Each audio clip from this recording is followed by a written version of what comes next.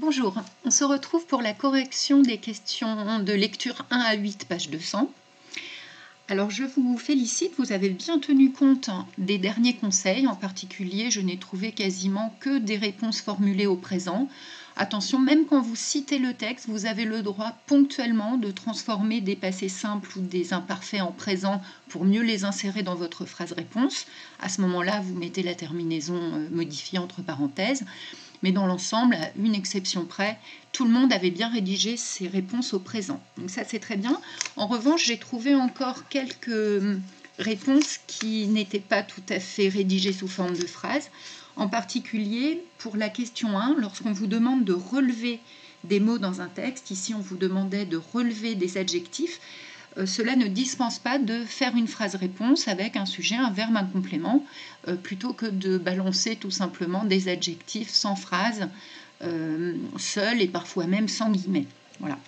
Donc, j'en viens à la première question plus en détail. Il s'agissait de relever des adjectifs qui qualifiaient le pont et l'eau dans les 12 premières lignes du texte. La première difficulté était de bien repérer les adjectifs, c'est-à-dire les mots qui appartenaient à cette classe grammaticale. Dans l'ensemble, vous avez très bien réussi cet exercice. Je n'ai trouvé que 2 erreurs, avec le relevé chez un élève de l'adverbe jamais ou chez un autre du nom longueur. Mais sinon, la classe grammaticale des adjectifs était très bien repérée. On a donc dit qu'il fallait formuler une phrase-réponse, ne pas se contenter simplement de relever. Certains ont toutefois été tentés de présenter les adjectifs dans un tableau, puisqu'on vous demandait d'une part les adjectifs qui qualifiaient le pont et d'autre part ceux qui qualifiaient l'eau. Donc certains ont trouvé pratique de présenter sous forme d'un tableau à 2 colonnes.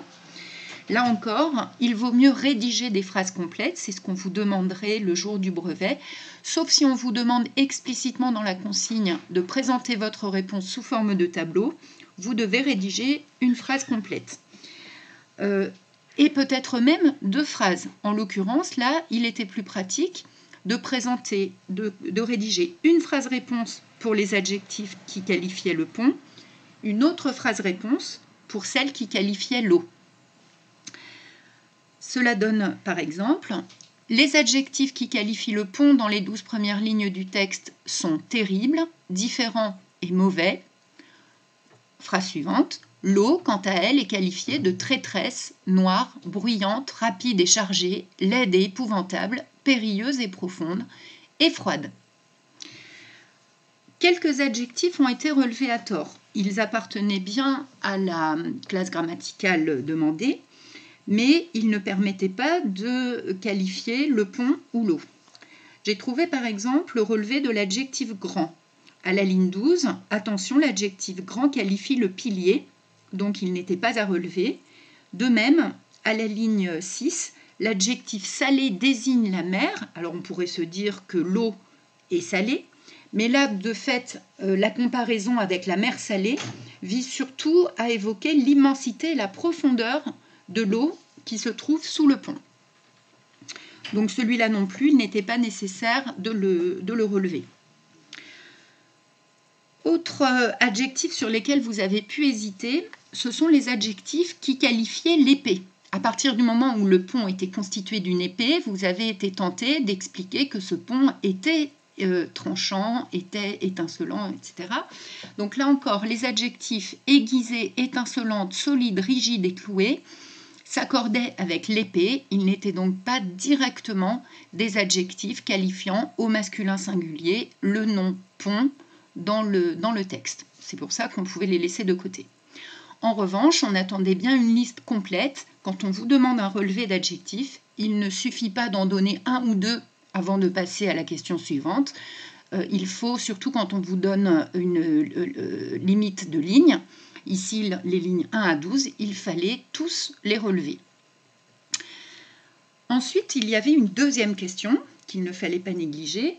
On vous demandait quel sentiment le narrateur veut provoquer chez le lecteur. Alors là encore, vous avez bien su tirer parti de la dernière correction. Donc dans l'ensemble, c'était vraiment très bien. Vous avez quasiment tous identifié le sentiment de peur ou au minimum d'inquiétude qui était suscité chez le lecteur. Le lecteur s'inquiète pour le chevalier qui doit relever ce défi. J'ai trouvé d'autres noms comme frayeur, angoisse, tout cela était très bien. On pouvait aller plus loin. On pouvait dire aussi que de fait, le lecteur devient impatient de lire la suite de l'histoire. On peut dire qu'il a envie de lire la suite pour voir comment le chevalier va se sortir de cette épreuve. On peut dire aussi que le narrateur cherche à éveiller l'intérêt du lecteur. Ça fonctionne aussi et les deux se complètent. En revanche, quelqu'un a répondu que le sentiment qui était provoqué chez le lecteur était le courage. Attention, le lecteur, lui, ne ressent pas de courage, il n'est pas en tout cas courageux. En revanche, on pourrait dire que tous ces adjectifs ont pour but de susciter l'admiration du lecteur pour le chevalier qui s'apprête à relever ces différents défis. Voilà. Concernant la question 2, elle a été très bien réussie. Voilà la réponse proposée. Donc, en quoi l'épée qui forme le pont est-elle différente des épées ordinaires? L'épée qui forme le pont est différente des épées ordinaires. Vous voyez que je reprends toujours les mots de la question avant d'avancer ma réponse. Car elle a la longueur de 2 lances et peut supporter un lourd fardeau. N'oubliez pas de mettre entre guillemets les expressions que vous reprenez au texte. Mais vous pouvez aussi reformuler, en fait les deux se complètent, vous pouvez reformuler les arguments avec vos propres mots, grâce à sa solidité et à sa rigidité. Alors ce que j'ai trouvé comme petite erreur sur cette question, c'est quelqu'un qui m'a dit que cette épée n'était pas ordinaire parce qu'elle mesurait 2 mètres. Alors ça, le texte ne le dit pas du tout, il précise simplement qu'elle a la longueur de 2 lances, donc attention à être bien précis.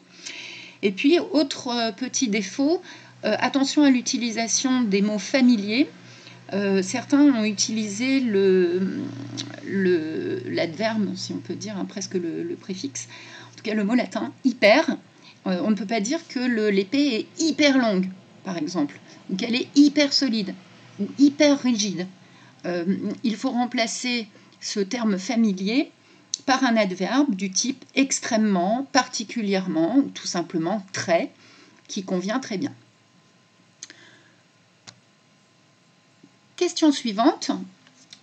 Comparez l'attitude des compagnons et de Lancelot face à l'épreuve. Que constatez-vous? Alors, je vous rappelle que quand on veut comparer, on doit établir soit des points communs, soit des différences. Et je vous renvoie à la leçon dans laquelle on avait mis en valeur les mots français qui permettaient d'exprimer soit une différence, soit un point commun. En l'occurrence ici, c'était plutôt une différence. Du coup, moi j'ai plutôt choisi d'utiliser le mot qui marque l'opposition. Alors je vais prendre une autre couleur, le rouge, ce sera mieux. Ici, tandis que va permettre d'exprimer la différence de comportement entre les compagnons d'une part, j'ai surligné en vert, et Lancelot d'autre part, j'ai surligné en jaune. Il ne faut pas se contenter d'exprimer la réaction de l'un ou de l'autre en se contentant de dire que chez l'autre c'est le contraire. Il faut prendre le temps d'expliciter chaque comportement et de montrer de part et d'autre du mode d'opposition quel est le comportement de chacun. Donc voilà ce que ça donne. Les compagnons de Lancelot sont emplis de crainte et découragés. Je vous trouverai entre parenthèses les mots du texte qui permettaient de formuler cette idée. Tandis que Lancelot fait preuve de foi et de courage.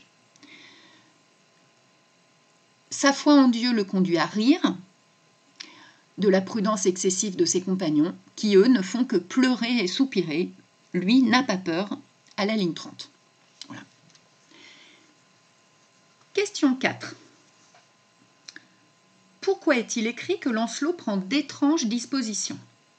Et deuxième question, hein, souvent les questions vont par deux, ce n'est pas la même question, c'est une deuxième consigne. Comment Lancelot justifie-t-il ce choix?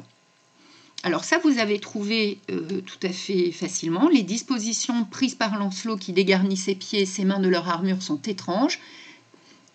car au lieu de profiter de son équipement pour se protéger de la lame tranchante du pont de l'épée, il s'avance pieds et mains nus. J'en profite pour faire un petit retour sur vos dessins. Même si effectivement on a pu lire à la page 200 que Lancelot se blessait aux mains, aux genoux et aux pieds, en effet, ce n'est qu'au niveau des pieds et des mains qu'il va retirer son armure. Donc dans vos dessins, vous avez eu tout à fait raison de maintenir l'armure au niveau des genoux, même si malgré l'armure, ce qui montre le tranchant de l'épée, Lancelot va tout de même se blesser aux genoux. Alors pourquoi prend-il ces dispositions ? Parce qu'il veut gagner en adresse et habileté pour éviter de tomber dans l'eau, quitte à risquer de douloureuses blessures. Vous avez trouvé ça en général. Ce que vous avez eu plus de mal à expliciter, c'est en quoi ces dispositions prises par Lancelot sont étranges. Effectivement, l'armure aurait pu le protéger et lui éviter une souffrance inutile. Donc ça permet de montrer qu'il a dû hésiter entre ces deux positions, ces deux décisions. Est-ce que je garde mon armure pour être protégé ou bien est-ce que j'enlève mon armure pour être plus adroit et ne pas risquer de tomber dans l'eau? Il a choisi la deuxième solution. Question suivante. Alors là, tout le monde a eu juste. Donc je ne m'appesantis pas dessus particulièrement. C'est l'amour qui aide Lancelot, pas de problème. En revanche, pour la question 6, en quoi Amour est-il un personnage à part entière dans les lignes 46 et 47? Alors, en général, vous êtes contenté de dire que Lancelot l'amour, plus exactement, permettait de soulager la souffrance de Lancelot. Alors, on attendait une analyse littéraire plus précise, c'est-à-dire qu'on ne nous dit pas l'amour, L', amour avec un petit a, mais on utilise le mot amour comme s'il s'agissait du nom d'une personne et donc du nom d'un personnage avec une majuscule et sans déterminant. Donc c'était cette remarque plus linguistique qui était attendue pour montrer qu'Amour était représenté comme un personnage à part entière. Alors ce personnage a un rôle, effectivement il va soulager la souffrance de Lancelot et il va également jouer le rôle de guide pour conduire et mener le chevalier. Question 7. Vous avez tous trouvé l'adjectif douce. Ce qui était plus difficile, c'était de comprendre ce que cet adjectif, qui qualifiait la souffrance de Lancelot, nous apprenait sur l'état d'esprit du héros.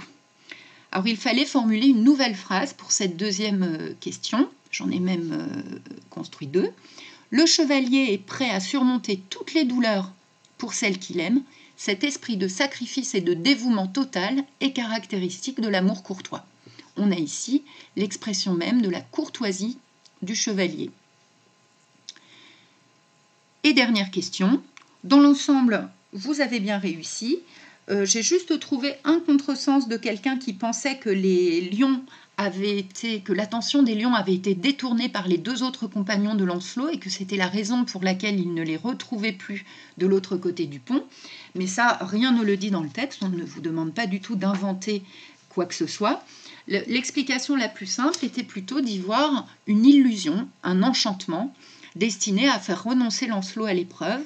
Il représentait, ces lions, en quelque sorte, symboliquement, la peur qui aurait pu le dissuader de traverser. Mais à partir du moment où le défi était relevé, les lions n'avaient plus de raison d'être et l'illusion était dissipée.